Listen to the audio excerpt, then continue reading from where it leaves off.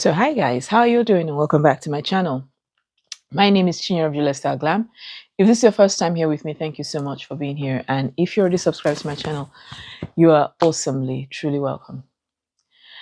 Today's video, we're going to be talking about Wendy Williams Lifetime, her Lifetime documentary that just came out. I'm sure many of you have seen that documentary, and I'm sure many of you have thoughts. Wendy Williams is someone that you can't hate to love her, you can't love to hate her. She's just that person. But one thing I've always admired about that woman was her ability to be vulnerable, her ability to take responsibility for her actions. I've always admired her ability to call it as it is. That's Wendy. And so seeing Wendy in this way breaks my heart. Wendy has the persona of a very strong woman. And that persona translates in her work. And she was that person. From radio to television, she transcended, she transferred, and she delivered. And so it's quite sad today that we get to see Wendy in this form that we've never, ever. I was I was shaken. I was shaken so much because it's like she's ebbing away. Just like that. She's just ebbing away. But the purpose of this video, more than anything, is that we actually see Wendy's decline happen after her divorce.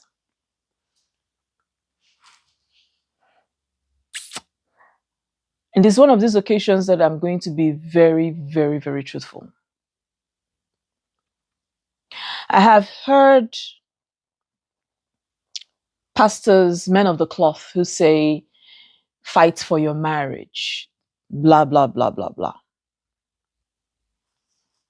I mean, it's something. I mean, why not? But my question is, do you fight for your marriage to the detriment of your life? Do you fight for your marriage to the detriment of your sanity and your mental health? Do you fight for your marriage till you die? I'm going to share with you something. You see, lots of women are in this boat. And I would say this, watch out for you. Whether in your marriage, watch out for you. A lot of men, I'm saying this because it's the truth. A lot of men have no understanding of the work a woman embodies. From mother to wife to housekeeper to doctor to lawyer to cleaner to counselor, one person. I'm yet to see any man anywhere who is going to come out and say he's all of this. She's a hard worker. She's a lawyer. She's a counselor. She's a psychiatrist. She's a cleaner. She's a cook. She's the help. She is the manager. She's the accountant. One person. You see, as women and as mothers, the world has only sought to put us in a box and chain it. And I can't stress this enough. Look out for yourself, because this is getting pitiful and worrisome. On the National Institute of Health website, it says that excessive levels of stress hormones promotes carcinogenesis by inducing DNA damage accumulation, increasing P53 degradation, and other related pathways. Excessive stress hormones also prevent immune cells from effectively controlling cancer cells by increasing inflammation and suppressing immunity. Wendy fought for that marriage like her life depended on it. You know, there was a time I was actually like, oh, you know, good, you got them. When there was I remember there was this rumor when they said that she was, oh, excuse me. The rumor that said she was, divorcing him, Kevin Hunter, her ex-husband now. And the rumor mill said she was divorcing him. Then she came back onto her show with another ring. And she was like, I remember I was like, yeah, go Wendy, go Wendy. Because again, it's her choice, it's her decision, it's her marriage. And I think at a point she had come to an understanding with Kevin. Do what you want to do, but no child involved. And at the moment Kevin did that with a child involved, Wendy lost it. That was what broke Wendy. That man betrayed her so much so, understanding and knowing fully well what she passed through to have her baby. It broke her. And so I say this to say that, you see, in this race of life, if you can't take care of yourself, you do not have the power to take care of another person. If you can't look for yourself, look out for yourself, it will be difficult for you to tell another person, look out for you. It's just what it is. And so, in the midst of all this, the stress, the pain, we all saw Wendy faint on air. We saw her become a shadow of her former self. Is it worth it because you're married to a man? And he has shown us exactly what he is. He took a lady, got her pregnant, and began to found a family.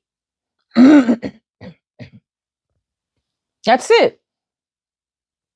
Is it worth it? At the end of the day,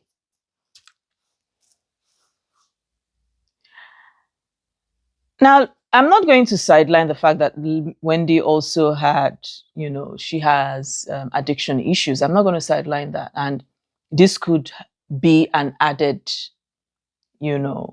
reason for her decline. But the decline is not because, and I please correct me if I'm wrong, but I don't think, and I don't believe that the decline is because of the addiction, but rather the addiction was able to get a hold of her through the blow that,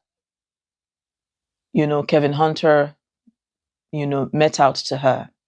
Okay, so we saw her with Angela White, formerly known as Black China. And that scene broke me. Comes to hug her. There's so much going on. I saw that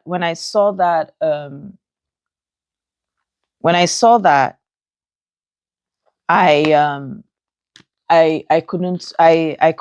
just couldn't.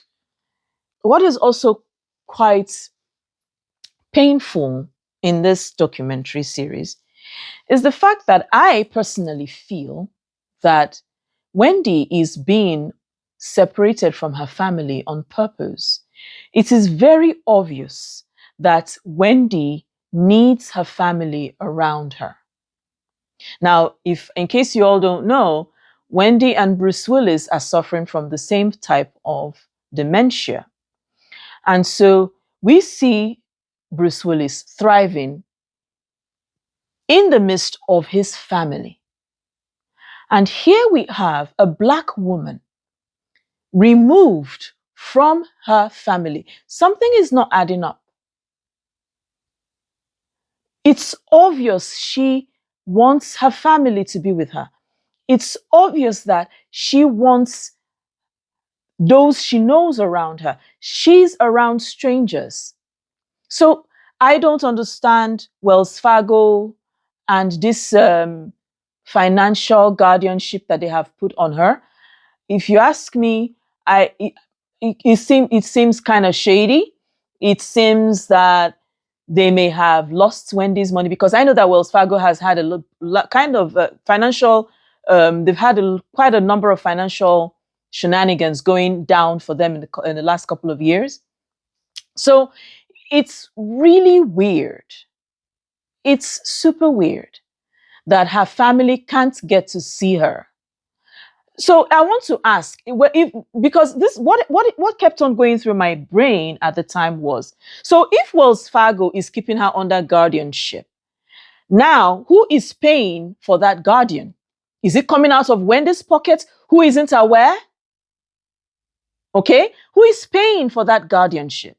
Who they are protecting Wendy, and they put her under guardianship. And we hear Wendy in this documentary say, everything I have is for my son, Kevin. So are they trying to stop Kevin from inheriting from his mother? Because I'm trying so hard to understand their business in this. Kevin Hunter has been under lock and key legally, and he cannot touch Wendy's money. He can't find her. He can't touch her. So make it make sense that Wells Fargo puts her under what guardianship for what purpose? Her family is there. I'm sure that Wendy has a will already, and that will is under lock and key, because Wendy is that smart person. This is someone that when she drafted her divorce documents, the idiot in the equation could not read it properly to understand exactly the fine print. So make it make sense. That said, I saw a couple of comments where people were talking about karma. I want us to be quite careful how we use. For me, there's no karma. This is just the journey of life. That's it. Wendy did not. I'm not sure there's anybody that Wendy has caused to be sick or die or whatever. No. She just says her truth the way she sees it as a journalist. She gives her opinion, and that's it. So saying that it's karma, I'm sorry, we have all been there. We have, at some point in our lives, been, what's it called? No one is a saint, bottom line. And, in this internet world and Uberization of everything and fast-paced information, we see more and more people who speak who just go and they type and they write. Many people don't bother with research no more. Many people don't bother with research and finding out facts. A lot of people don't. Because just like, Christ said, he who is without sin, let him cast the first stone. And so we have a lot of judge and jurors and jury members everywhere. But I bet you, if you go into the closets of all those people, what you will see, you will faint, You will get back up, faint again, get back up, faint and keep fainting and fainting until you will keep fainting because you will not know at what point to stop. Yes, that is the truth. So, all those kamarists and karma mongers, like, we're not there. That's not why we're here. I was also of the school of thought that the documentary shouldn't have aired. But watching it, I'm glad it aired. My back is itching. I'm glad it aired. I'm glad it aired because the whole world gets to see the truth. And, at some point, Wendy must have made a decision for this at some point when she was lucid enough,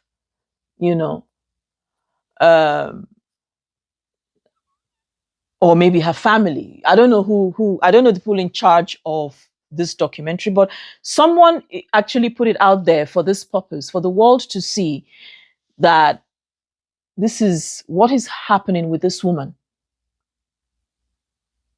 I mean, all of a sudden she disappears from the surface of the earth. If it wasn't her friend who went looking for her at her house, at her studio in I think, was it in Florida or in New York? I don't know. I'll see if I can find it. If it wasn't for her, we would never know. So, for all we know, they could be injecting her. She could be, it could be a lot of things. She could be going through a lot of, and it bothers me. This is me, It bothers me a lot that the people who are around her are white people. I said it there. I said it. It bothers me that the person who is, is a white person and the other one is, it bothers me. Like, this is quite painful. I'm serious. It bothers me that her family are not by her side. Her son is not with. How dare you? How do you suppose? How do you carry out what you call a God, and then her own child? Nah, something is not making sense. And at this point, I don't know. That said, I want to say something. I just finished a video on Reza Teaser, and with that, I'm also going to say something. I just put out a video on Reza Teaser. I had wanted to speak about this in that video, but I said, no, I want to leave it for this one. Let me lump it up together. Don't feel that you should marry a man out of gratitude. A lot of women are here. Gratitude is not a way to compensate a man to marry him. Gratitude is not a reason to say I do. Because if you watched the previous documentary on Wendy, there was something she said about how Kevin was always held her down, even when she was on, drugs. How he ensured she went to rehab. How he ensured, and she said he was the only one that could speak to her to get to her to calm her down. I heard her say that. You see, it's dangerous. And it's not just about gratefulness. It's also about dependency. As women, we have to reach to a point where the man, you can't afford to be dependent on him. And I've seen this happen. And you see, it's very easy to happen. It's easy because, this is someone that you're married to. This is someone that you're in the same home with. This is someone that you share your life with. So, it can happen. But there is such a thing as unhealthy dependency. And that is what we see play out. Again, Risa Tiza, in some way, form, shape, or form, felt grateful to this man. She felt grateful. He changed her tires. She felt thankful. She felt, she was in awe. She was happy. She was like, oh, I found him. He's the one. In the same way, and here we have, thankfully, hers did not lead her down this rabbit hole where she, to the detriment of her health and her life, thankfully. But here we see Wendy in that area of dependency. A woman, you become so dependent on a man financially, you're handicapped. You're so dependent on a man that you cannot add value to yourself. You're serving and you're serving and you're serving. When do you get served? At what point in your life do you say, okay, it's time for me to be served? You don't have to wait for the right man to serve you. Serve yourself. It's just like, in the same way, investing in yourself, investing in your mental health, investing in your professional life, investing in your it's about investing in who you are as a woman. I have a video about this. I'm going to attach it here. I made that video a year ago. Please, I'm going to attach it. Please take your time and watch it. Most of us are dependent on what a man tells us to wear. I've seen it. And I'm like, it's icky for me personally. I'm sorry for those who are, for me, I can't. Why am I dependent on what you tell me to wear? Why do I have to? Because in my head, I feel it's a form of control. Wear this, don't wear that. I feel it's a kind of control. Do you understand? I should be able to wear what I want to wear. But I can, and I get to ask you as well, okay, is this nice? Do you like it? Okay? I'm not wearing it because I want to impress you. I wear it because I feel good about myself, because I want to wear this. You see? So, there are women, and now I understand the reason why. I've met a couple of married women, and I know this is not for everyone. I've met a couple of married women who have told me that they regret, taking their husband's name. It's not because they are no longer in love with their husbands, but they feel like a part of them is missing. And that's why I have admiration for families, for a couple that adopt each other's names. So no one is getting lost in. You see, this institution called marriage is deep. And your ability to be able to think about what one's loss because somebody's going to be losing something and you are going to be gaining something, and somebody's going to be gaining something, it's how it works. It's the truth. But where a couple are able to look at that and decide and say, okay, I don't want you to lose this. Okay. So I'm going to take this and I'm going to do this for you or with you. And the spouse says, I don't want you to lose this. I'm going to do this and take this. And that is, it's beautiful. It's symbiotic. And so when you are so dependent, at what time do you tell yourself, I gotta go? At what time do you tell yourself, I'm done? It's me time now. It's so sad. And then what is, for me to end this, because visibly you can see I'm upset, but and at the same time, I just, we need answers. Okay? That's what I'm going to say. We need answers. So we're going to finish up the series. We need answers. And then we're going to now get down to the nitty-gritty of this issue. I would love to hear from you guys. Leave your comments in the comment section below. Do not fail to like, share, comment, and subscribe to my channel. I'll see you guys in my next video. Have a wonderful, wonderful day.